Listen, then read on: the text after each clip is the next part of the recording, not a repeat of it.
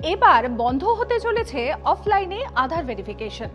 দূরে কোথাও ঘুরতে যাওয়ার সময় আধার কার্ড মাস্ট, কারণ যেখানে যাচ্ছেন সেখানে গিয়ে হোটেলে আইডেন্টিটি প্রুফ হিসেবে জমা করতে হয় এই আধার কার্ড। মোবাইলে আধার অ্যাপ দেখে এয়ারপোর্টে কাজ মিটলেও হোটেলে চেক ইনের সময়ে আধার কার্ড ছাড়া গতি নেই। আধার না থাকলে অনেক সময় পাসপোর্টেও কাজ চলে যায়, কিন্তু পাসপোর্ট থাকে কজনের কাছে? এছাড়াও পরিচয়পত্র দিতে গিয়ে একাধিক জায়গায় আধারের ফটোকপি জমা রাখা বেশ কিছুটা ঝুঁকিও বটে।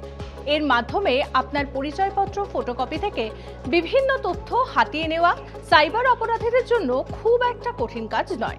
তবে এবার এই সমস্যা মিটতে চলেছে।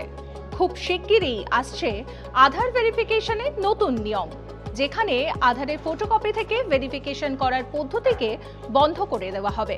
এমনটাই জানাচ্ছে unique identification authority of India বা ইউআইডিএআই।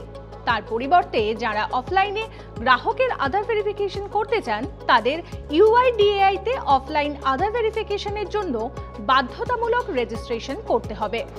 যেসব সংস্থা এই এককালীন রেজিস্ট্রেশন করবে, তারা পরবর্তীকালে কিউআর কোড সহ আধার ভেরিফিকেশনের সুযোগ পাবেন। পাশাপাশি নতুন আধার অ্যাপ তৈরির পথে রয়েছেন ইউআইডিএআই কর্তৃপক্ষ। এই অ্যাপ কার্যকর হলে সমস্ত সংস্থায় পেপারলেস ভেরিফিকেশনের সুবিধা নিতে পারবে।